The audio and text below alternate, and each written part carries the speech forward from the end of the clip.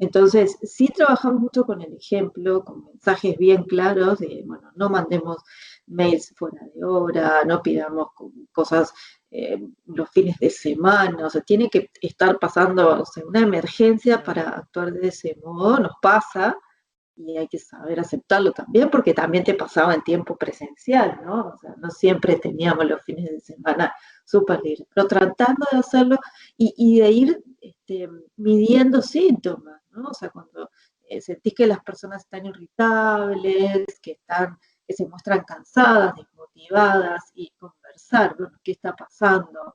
¿Qué puedo hacer? Bueno, ¿qué tal si descansas un día? O uno tirame a ver estas tareas que tenés pendientes, te ayudo, trabajar con el equipo, bueno, a ver, quién se está sintiendo mal, desbordado, desmotivado, yo le levanté la mano, ¿ok? ¿Qué podemos hacer? Y entre todos vamos a ayudar. Creo que la mejor práctica es esa, es un seguimiento muy cercano, pero no el seguimiento del control, es el seguimiento de la cercanía, de la empatía y de la contención, digamos.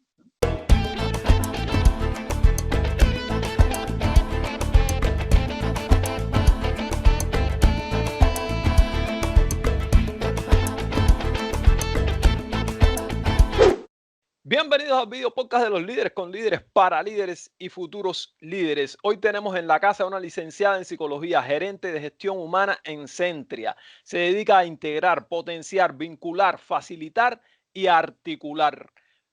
Bienvenida a la casa directamente desde Perú, aunque sí es de Uruguay, Fernanda Giamberini. Hola, muchas gracias por la invitación, Pedro. Es un gusto estar acá contigo conversando hoy. Pues gracias a ti por haber aceptado la invitación, Fernanda. Primera pregunta clásica aquí que nunca falta. ¿Quién es Fernanda Giamberini?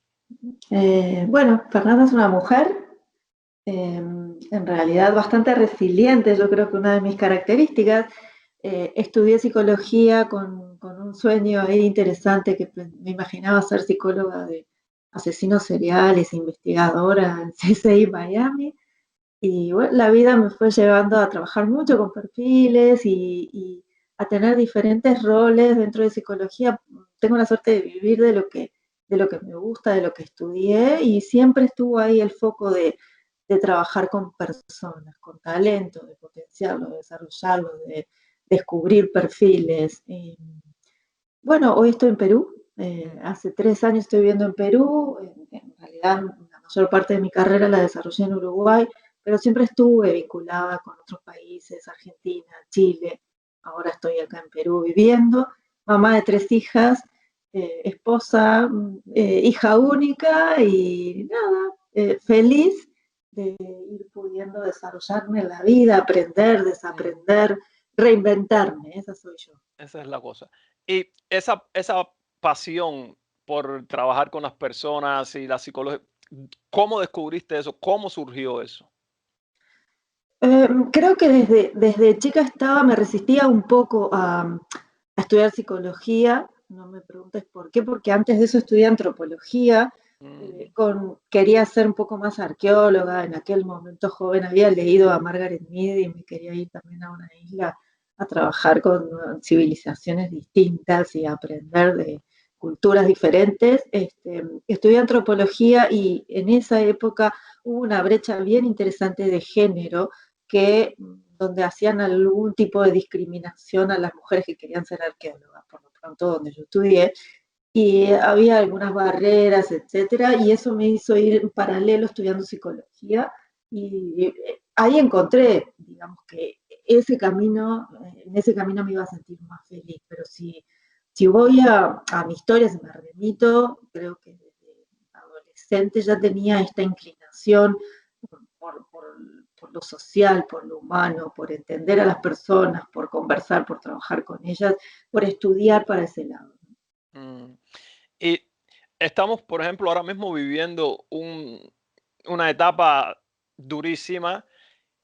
¿Cómo, digamos, las organizaciones, porque sé que te interesa mucho la salud mental, todo este tema de que las personas estén bien, que estén, digamos, estén siempre consideradas, estén en el centro de las organizaciones?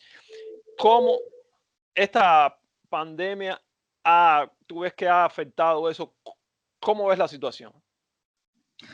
Bueno, en realidad creo que no estábamos preparados y sin embargo quienes estudiamos psicología de emergencia, quienes hemos trabajado durante años con este tema, esto estaba puesto sobre la mesa, ¿no? La posibilidad de una pandemia, de un virus bastante globalizado, se venía hablando hace unos 5 años atrás con mucha fuerza y creo que, y tenemos que ahí ser honestos, pocos creímos que iba a ser así y que íbamos a estar viviendo esta situación, ¿no? Yo, sinceramente, bueno, esas son las cosas que uno termina aprendiendo, como a veces queremos negar una realidad inminente, ¿no? Entonces, el impacto es súper fuerte, creo que estamos todos encontrando lo mejor de este impacto y buscando eh, los mejores aprendizajes, tratando de sortearlos y aprendiendo sobre la marcha. No había una receta, no había un manual para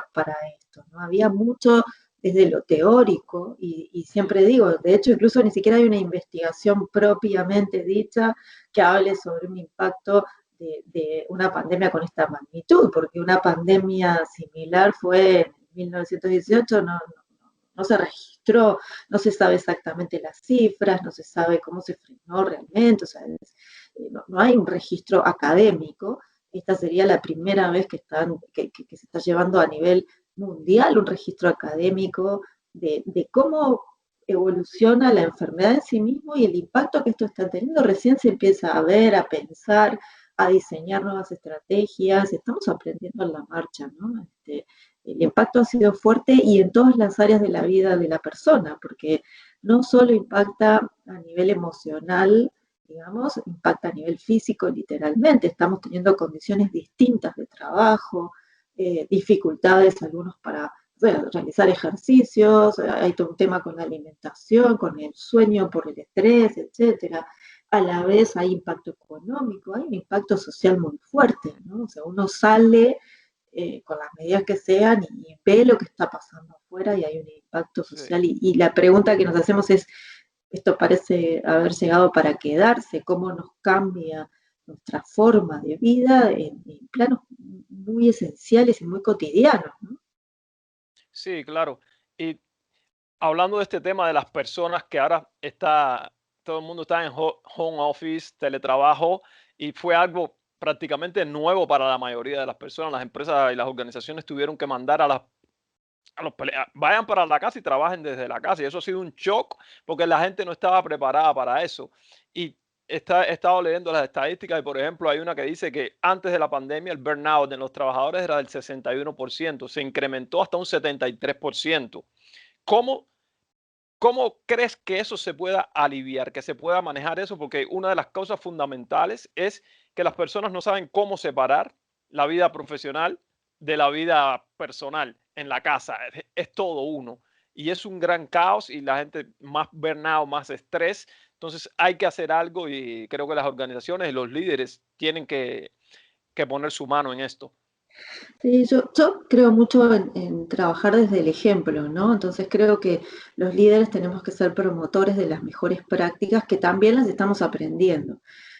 Nosotros ser los que establecemos reglas, digamos, de convivencia en trabajo remoto. Yo lo que digo es no jugar con esas reglas, es ser bien explícitos, actuar en consecuencia, dar el ejemplo, ¿no? Y además llegar a consensos, ir investigando lo que rueda mejor. Y como líderes trabajar dos conceptos bastante fundamentales. Uno es la confianza y el otro es la flexibilidad. O sea, uno ya no puede estar pensando que la persona se va a conectar, no sé, a las 9 en punto o a las 8 en punto y a las 7 en punto tiene que terminar. Y, o sea, eso que ocurría antes en presencia, que quieras o no, veías a las personas ahí trabajando en sus Claro. escritorios, en su mesa de trabajo, ya no ocurre. Entonces hay que aprender a el resultado, ¿no? O sea, hay que hacer esto y bueno, si eso te lleva 2 horas o 6 horas, cada cual tiene que ir aprendiendo a administrar su tiempo, a manejarlo Mm, eh, y tenemos que ser nosotros como los inspiradores o los promotores de estas mejores prácticas. no hay una receta, sí creo fundamentalmente en ir midiendo, testeando, escuchando mucho, siendo muy cercanos, tratando de entender la realidad del otro, ¿no? O sea, bueno, hay gente que está con sus hijos chiquitos, tienen que frenar para cocinar, tienen que darles de comer, tienen que pensar en las compras, hay horarios acotados, hay días que acá por ejemplo en Perú, que no se puede salir, entonces uno tiene que organizar su vida cotidiana y su trabajo y poder tener digamos, una dinámica saludable, ¿no? Claro. ¿Y tú personalmente tienes algún sistema que funciona para ti, se lo transmites a tu gente o cómo lo manejas tú y cómo se lo transmites a tu gente para Sí, separar no, esas dos sí, cosas y tener una nosotros, rutina? ok, no, nosotros hemos transmitido muchísimo, hemos trabajado mucho y muy fuerte la comunicación interna, dando mensajes súper claros de hay que tomarse el tiempo del almuerzo, hay que organizar muy bien el tiempo, tratemos todos de no mandar mails fuera de hora, de que la comunicación sea bien asertiva. Yo trato de practicar como líder con mi equipo directo mucho el concepto de, bueno, los fines de semana tiene que estar ocurriendo una emergencia para que exista esta cuestión de la conexión y si me conecto es para saber cómo están, nada más. Hay cosas que pueden esperar hasta el lunes, así que tranquila, descansen. Eh, Trato de dar esos mensajes. Yo misma freno al mediodía, tengo 3 niñas que Muy bien. están también en homeschool, que necesitan su tiempo de dedicación. Y yo durante el día estoy súper full con el trabajo, entonces sí freno mi hora para almorzar con ellas, es el que sigue, etcétera, y freno un rato también en la tarde cuando ellas finalizan también para ver cómo sigue su organización de tiempo. Ha sido bien interesante cómo nos hemos ido acomodando. Esto es aprendizaje, ¿no? O sea, no hay una regla, en cada casa ocurren cosas diferentes. Hay quienes tienen de repente ayuda para la cocina, para las tareas del hogar, hay quienes no, por esta cuestión. La pandemia vino de golpe, la cuarentena inició de golpe, y bueno, hay decisiones que se toman familiares que son personales, respetables Claro. de cada núcleo. Entonces, sí trabajamos mucho con el ejemplo, con mensajes bien claros de, bueno, no mandemos mails fuera de hora, no pidamos cosas los fines de semana, o sea, tiene que estar pasando, o sea, una emergencia para actuar de ese modo, nos pasa, y hay que saber aceptarlo también, porque también te pasaba en tiempo presencial, ¿no? O sea, no siempre teníamos los fines de semana súper libres, pero tratando de hacerlo y de ir midiendo síntomas, ¿no? O sea, cuando sentís que las personas están irritables, que se muestran cansadas, desmotivadas, y conversar, bueno, ¿qué está pasando? ¿Qué puedo hacer? Bueno, ¿qué tal si descansas un día? O uno tirame a ver estas tareas que tenés pendientes, te ayudo, trabajar con el equipo, bueno, a ver, quién se está sintiendo mal, desbordado, desmotivado, yo le levanté la mano, ok, ¿qué podemos hacer? Y entre todos vamos ayudando. Creo que la mejor práctica es esa, es un seguimiento muy cercano, pero no el seguimiento del control, es el seguimiento de la cercanía, de la empatía y de la contención, digamos. Sí, sí, muy interesante. Ahora, hay otro aspecto que es también, independientemente de la situación de la pandemia y todo eso, que ahora se ha agravado, de lo que te ocupas, que es esa parte garantizar la salud mental de los trabajadores y que sean considerados y que estén al centro. ¿Cómo, digamos, cómo llevas esto? Porque hay muchas empresas que todavía esto no lo consideran y es creo que un grave error porque la gente para que rinda al máximo tiene que estar bien.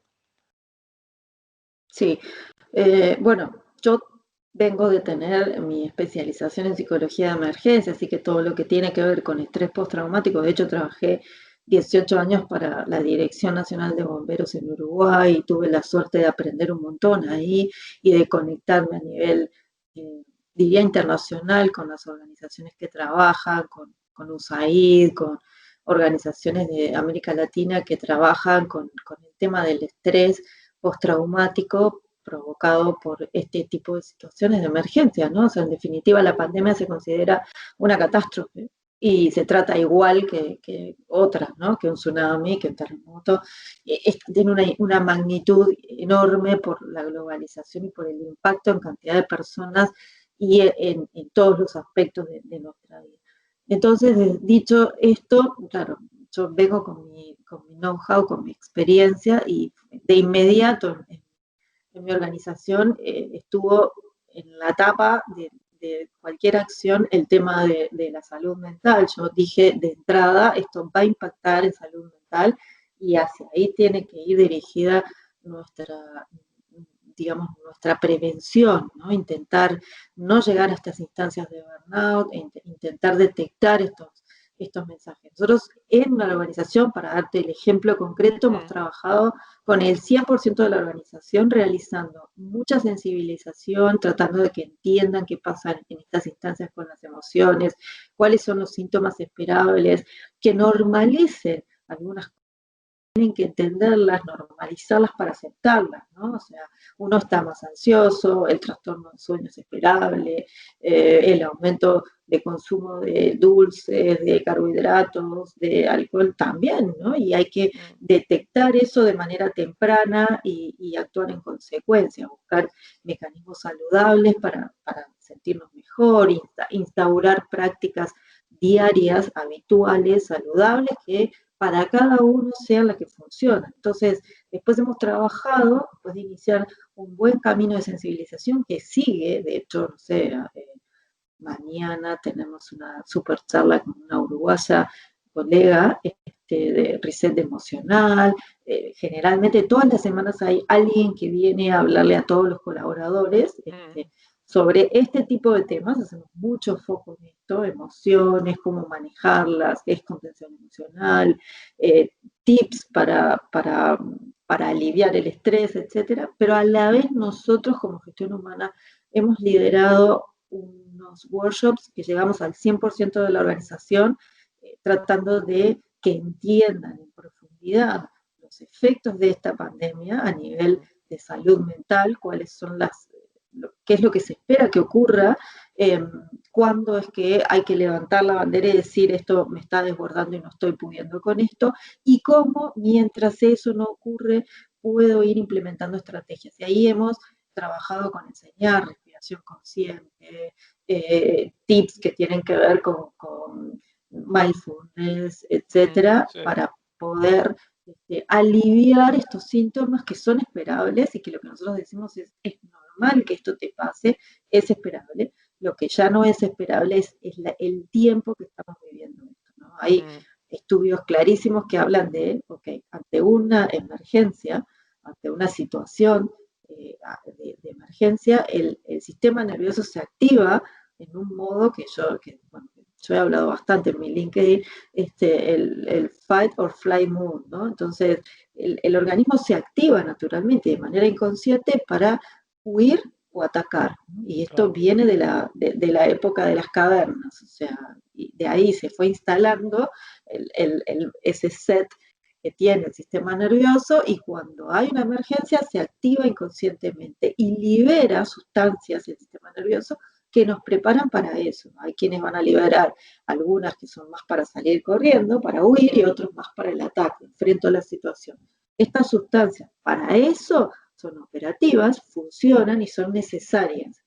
El tema es cuando esto se extiende en el tiempo. Hay un desgaste que nos lleva a lo físico. ¿Por qué? Porque estas sustancias lo que hacen es irrigar más sangre, aumentar la frecuencia cardíaca, tensar los músculos. Entonces, cuando esto se prolonga en el tiempo, genera un desgaste físico y mental que es irreversible.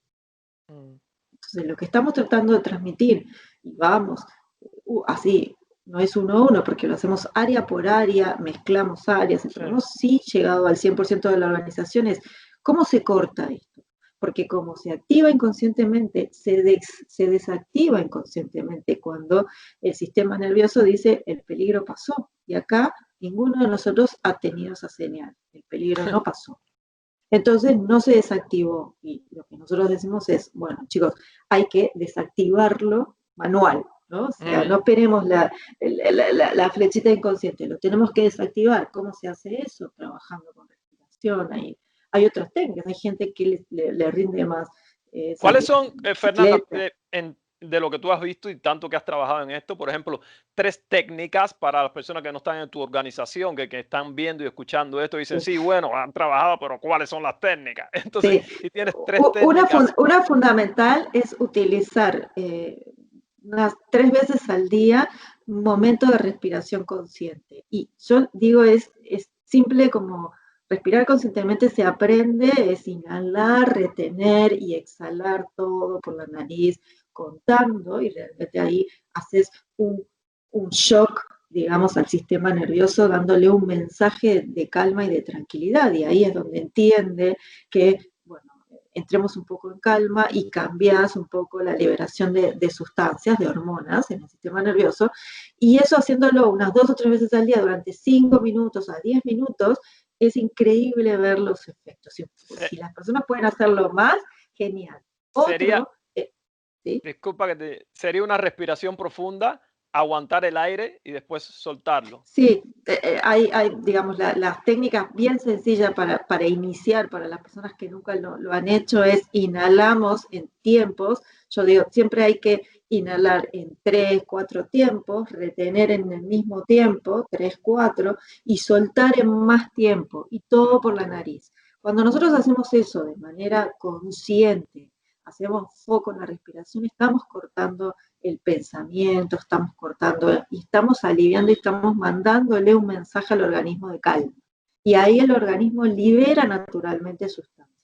Y en la medida que lo empezamos a practicar con frecuencia, incluso el organismo lo pide, ¿no? Y es sencillo y se puede llevar adelante, o sea, hay viejas creencias y grandes paradigmas, ¿no? Para hacer esto hay que ser gurú de meditación o de yoga, se necesitan velas, espacio tranquilo, no, esto se puede hacer en cualquier espacio, en cualquier momento, es tener la conducta y hacerlo, ¿no?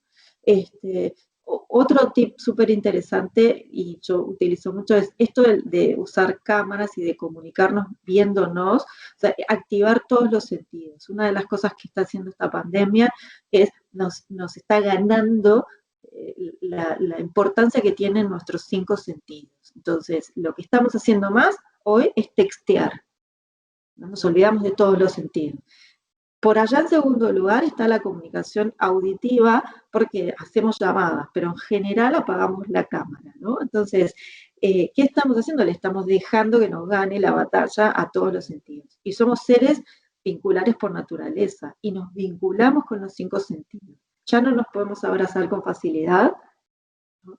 Ya no nos podemos saludar, digamos, con esta cercanía física. Bueno, no cortemos el resto de los sentidos, podemos seguir trabajando con el sentido de la vista, que es fundamental, que nos conecta, la mirada nos conecta.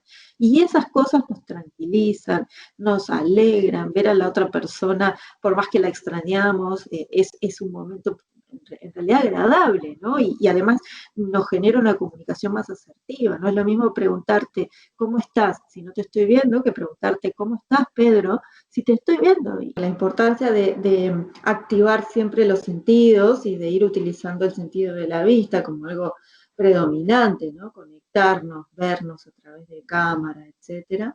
Y después, por otro lado, hay otras técnicas que son bien interesantes, un ratito de caminar descalzo, conectado con la naturaleza. Eh, parece mentira, pero si tenemos algún lugarcito con pasto o algún lugarcito con arena o con tierra, eso nos va conectando, nos conecta el cuerpo. O sea, acá hay algo que hay que transmitir y que parece muy simple y raro y no estamos tan acostumbrados. De repente en una organización que un gerente esté diciendo, chicos, descálcense, si tienen pasto, caminen un ratito descalzos, o si están cerca de arena, no importa, pero descálcense un rato, conéctense con la tierra. ¿Por qué?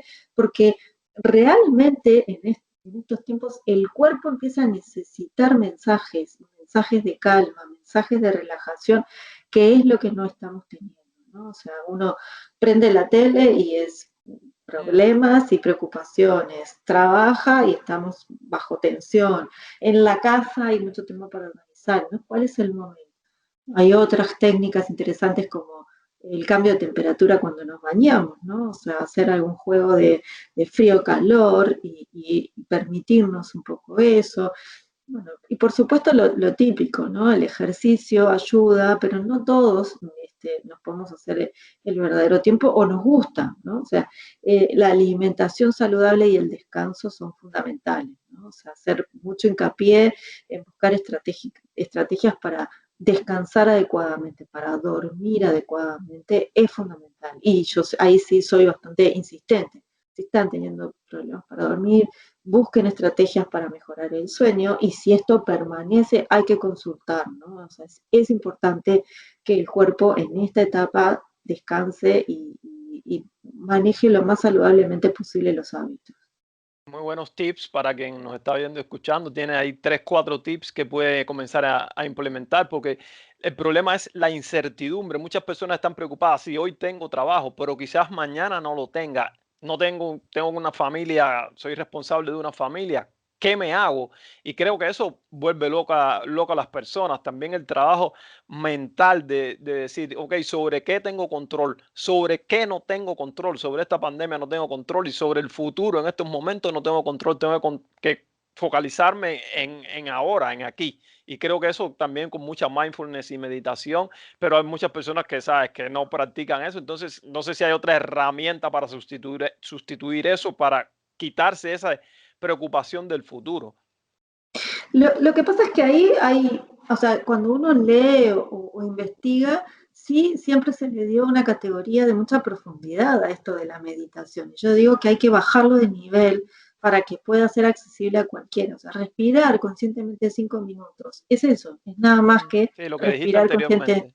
Claro, entonces en realidad creo que los tips tienen que ir acorde un poco a las características de personalidad, porque de repente realmente hay personas que les funciona salir a correr o andar un rato en bicicleta o tomar un rato de sol, ¿no? Entonces, cada uno tiene que encontrar lo que hace que su organismo tenga ese mensaje inconsciente de calma. Y realmente no hay una única receta que funcione. Lo que más funciona es la palabra, es hablar en tiempo real, es decir lo que uno está sintiendo, es escuchar al otro, es comprender, es trabajar mucho con la palabra y después todos esos pequeños tips que te hagan brindarle un mensaje al sistema nervioso de puedo estar 5 minutos en calma, puedo desconectarme 5 minutos, puedo conectarme con la naturaleza o con mi cuerpo, ¿no? Que es lo que vamos dejando de escuchar. ¿Qué nos está diciendo el cuerpo? El cuerpo nos está diciendo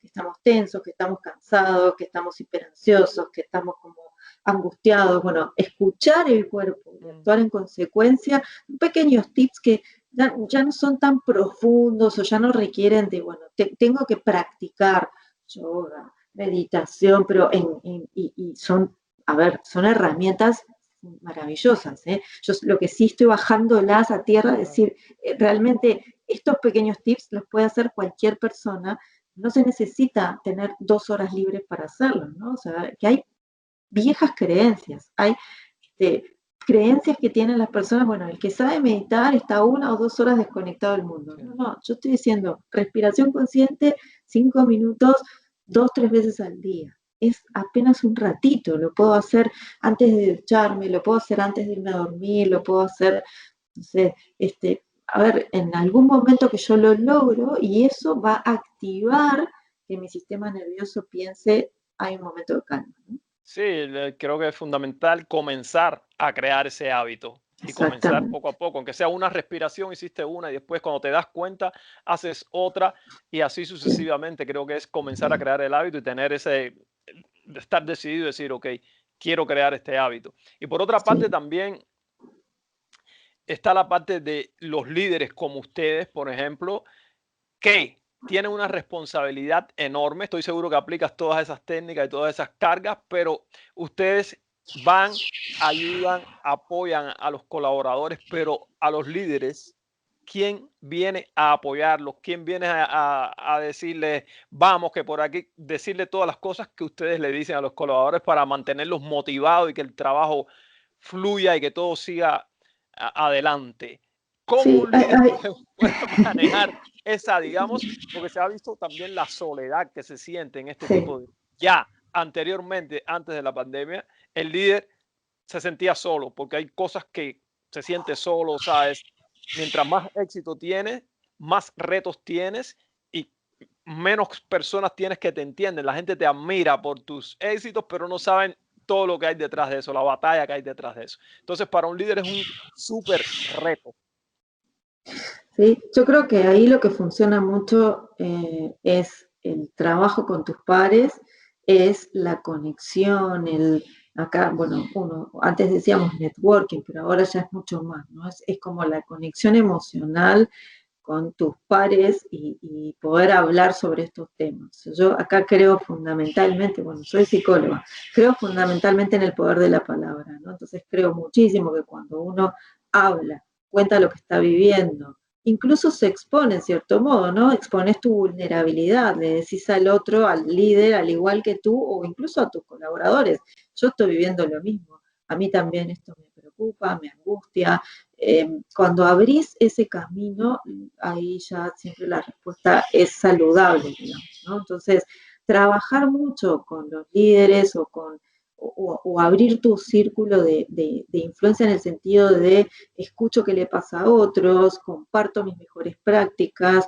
escucho otras, porque no somos dueños de la verdad, ¿no? Entonces voy diciendo, ay, qué bueno esto que está haciendo esta persona. Hay quienes se han puesto metas como leo tantos libros al mes, tengo mi rato para escuchar música, aprendí un hobby nuevo, ¿no? Aprendo un instrumento. Yo, Fernanda, les digo yo, aprendí a bordar, por ejemplo, que mis hijas Ah, se ríen y dicen, ay, pareces una abuelita.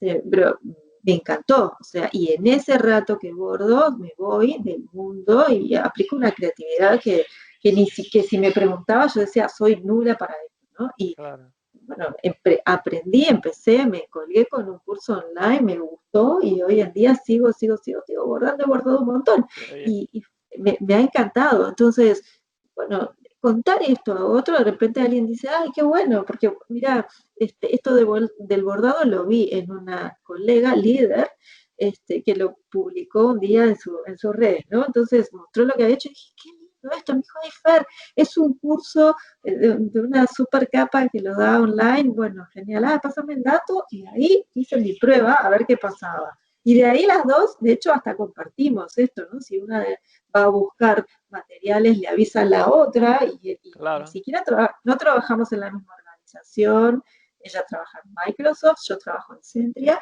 pero ahí hay una complicidad, algo que nos desconecta de la locura del día a día y que Exacto. bueno, Sí. uno lo puede sugerir, ¿no? No, tocaste un punto súper importante que es la vulnerabilidad del líder, que muchos líderes todavía piensan que ser vulnerable quiere decir ser débil, que vienen con la actitud de que, sabes, si yo digo que tengo problemas, si yo digo que no tengo la solución de esto, si yo digo que necesito ayuda, si digo que me sucedió esto, me van a ver como un líder débil, voy a perder autoridad y creo que eso es un error garrafal. Sí, absoluto. O sea, yo creo que lo que se abre cuando uno muestra la vulnerabilidad es mágico, realmente, ¿no? O sea, es la posibilidad de empoderar a otros, de darle lugar a otros a que digan, oh, interesante, y ahí te ven como humano que sos, y incluso se despliegan el potencial del otro, ¿no? Porque en eso en donde de repente uno se siente vulnerable, dice esto, yo con esto no sé si puedo, hay un otro que de repente ni te imaginabas que dice, yo te ayudo, yo sí, yo en esto me siento súper fuerte y es increíble la sinergia que ocurre, ¿no? Y ahí es donde el liderazgo empieza a tener sentido, ¿no? O sea, porque cuando uno está, creo que la construcción de esa soledad del liderazgo también tiene que ver con el trabajo personal que hace cada líder, ¿no? Y uno de los trabajos más importantes es trabajar la humildad como líder, la vulnerabilidad y esta cuestión de yo no lo sé todo, yo estoy acá para aprender junto al otro y a trabajar en conjunto. Me toca este rol porque a todos nos podría tocar el rol de liderar, pero estoy aprendiéndolo, ¿no? Permanentemente. Siempre hay una forma mejor de hacerlo y siempre es con el otro. O sea, Mm, líder claro. de qué, si no. Un tema que a mí me encanta, que es el del conflicto, Ujú. porque muchos líderes evitan el conflicto porque nos han criado y hemos crecido diciendo el conflicto es malo, no discutas con este, no aquello, no lo otro, porque eso no es bueno. Entonces, pero yo creo que si tú en tu organización fomentas un conflicto saludable, los beneficios son enormes, porque si no estás fomentando ese conflicto, como líder no estás tomando las mejores decisiones. No sé qué piensas de esto. Estoy absolutamente de acuerdo. De hecho, a ver, yo cada vez que intento no fomentar el conflicto me dura 1 o 2 horas porque después no lo puedo, no lo puedo lograr. Y me lo propongo, ¿no? Porque suelo ser definida como disruptiva. Yo soy cuestionadora, pero no cuestionadora de manera no sana. O sea, yo pregunto, soy curiosa por naturaleza. Entonces, a mí cuando me dicen, bueno, esto lo vamos a hacer así, yo digo, ok, ¿por qué? Mm, Quiero saber, quiero entender. Y ahí ya se genera el conflicto, porque sí pasa mucho en las organizaciones que no están acostumbrados a esta pregunta, ¿no? O sea, y hay que trabajar muchísimo para que empiecen a aceptarlo. De hecho, a mí, ahí hay brechas culturales en cada sociedad también, ¿no? Entonces, a mí me han dicho mucho, ahora ya no tanto, pero al principio de mi gestión en Perú, bueno, en Perú no somos así, no somos tan mm, directos, no somos tan frontales, a veces esa forma choca, hay que aprender a callarse. Y yo he aprendido, he trabajado mucho esto de, bueno, ¿por qué? Y ahí he aprendido, sí, realmente ha habido un gran aprendizaje, he crecido mucho en entender que sí tengo que aprender a escuchar el contexto, que tengo que entender las diferencias culturales, mm, pero seguir siendo yo, ¿no? O sea, yo voy a seguir claro. preguntando. eh, a veces elijo cuando pregunto, lo voy viendo, pero me parece maravilloso generar ese conflicto saludable, el de la pregunta, el de la repregunta, el de por qué hay que hacerlo así, por qué no hacerlo de otro modo.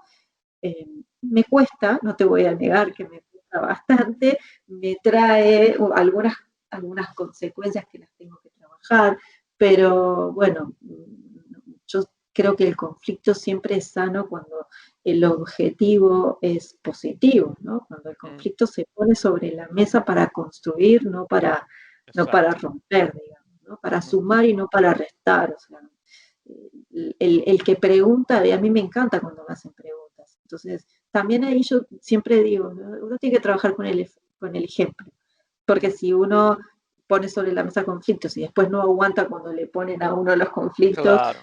ahí hay una contradicción, ¿no? Y creo que lo mejor que podemos ser es coherentes entre lo que decimos y hacemos. Entonces, en realidad, me gusta muchísimo cuando alguien me pregunta por qué, y me encanta cada vez más ver a mi equipo decirme, bueno, no estoy de acuerdo. Cuando escucho eso, lejos de molestarme, me parece maravilloso y yo digo, genial, reunión, quiero Mm, escucharte. Y claro. es grandioso eso, ¿no? Mm.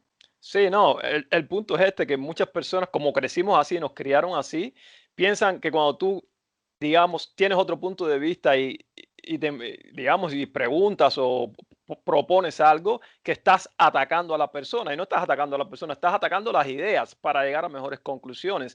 Entonces, esto es fructífero tremendamente. ¿Cómo se puede fomentar este conflicto en organizaciones que están completamente en contra del conflicto como te sucede a ti? ¿Cómo? Eso tiene que ser gradualmente, lógicamente, pero qué se hace?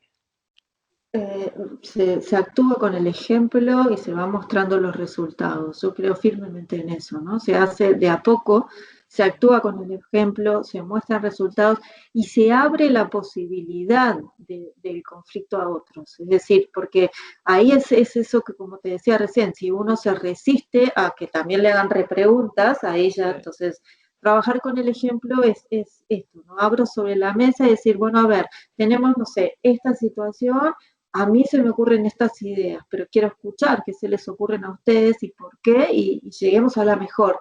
Cuando abrís esa brecha, es genial lo que ocurre, ¿no? Creo que Ah, ahí hay un trabajo de horizontalidad, de mostrar la vulnerabilidad, de no lo sé todo, no soy mm, Dios acá que vengo, digo y soy dueña de la verdad, ¿no? Entonces me parece que ese trabajo, digamos, trabajar con el ejemplo es como el mejor camino, ¿no? Y después se va viendo o se va entendiendo. mm, O sea, cuando yo digo, bueno, no estoy de acuerdo con esto y voy a explicar por qué y lo explico, bueno, ahí la gente de repente piensa, siguen opinando lo mismo, porque la idea no es cambiar la opinión, pero bueno, elijamos cuál es el camino o probemos este y veamos qué resultado da, ¿no? O claro. sea, y volvemos a empezar, no hay problema. Y ahí cuando lo experimentás, cuando lo probás, cuando aceptás el error, cuando aprendés de eso, incluso trabajar mucho sobre esto. A ver, lecciones aprendidas. Mm, ¿Qué hemos hecho bien? ¿Qué hemos hecho mal? ¿Cómo podemos mejorar? Y cuando trabajas desde ese lugar, siempre es enriquecedor y ya el conflicto empieza a ser siempre saludable. O sea, las personas empiezan a dar su opinión y se ponen sobre la mesa, se discuten en buen sentido y nadie lo toma como personal. Creo que trabajar esto es súper interesante, ¿no? O sea, mm, el confrontar una idea no es a ti como persona, es la idea y el por qué no hacerlo de otra manera. Y cuando exacto. bueno, todo cierra, hagámoslo de esta, genial, pero si hay otra forma, ¿por qué no la probamos y vemos qué resulta? Pero no Sí, es sí. no es contra ti, persona, que eso cuesta mucho, ¿no? Eso cuesta muchísimo y es día a día, es un trabajo de hormiga. Yo le digo a mi jefe eso, ¿no? O sea, nosotros hemos mejorado muchas métricas en no en pandemia, ya venía y en pandemia realmente ha sido bien impactante y bien lindo. Y un día él me preguntó, bueno, ¿cómo crees que se logró esto? Y yo le digo, ha sido un trabajo de hormiga, o sea, cuando inició esta pandemia, yo reuní al equipo y les dije, chicos, siempre somos un rol de soporte. Gestión humana en la historia de las organizaciones se visualiza así.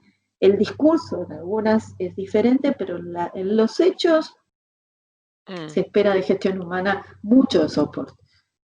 Van a ver que este tiempo, y sin saber que iba a ser tan largo, realmente no tengo la bola de cristal, ni lo imaginé así, creo que yo imaginé que a los 30 días esto iba a cambiar, van a ver que nos va a tocar un rol protagónico. Y creo que no creyeron en ese momento.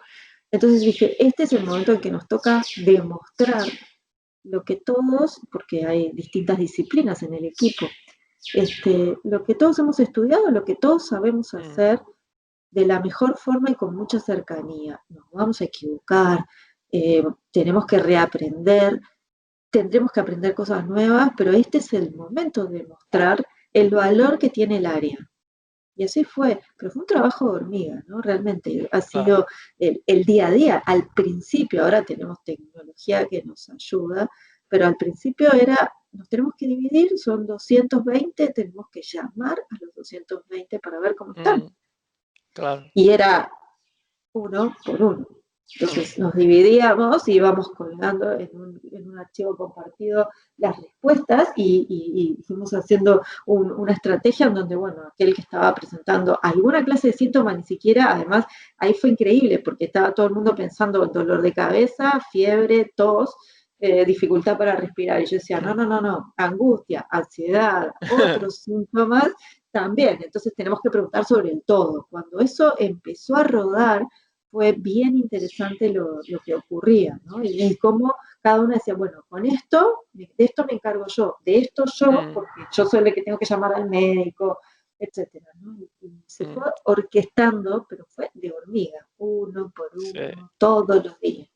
No, pero lo importante es que se han organizado y han ido saliendo adelante, que eso al final es lo que Sí, cuenta. claro. Eres, Fernanda, top 100 HR influencers en América Latina. ¿Qué significa eso para ti?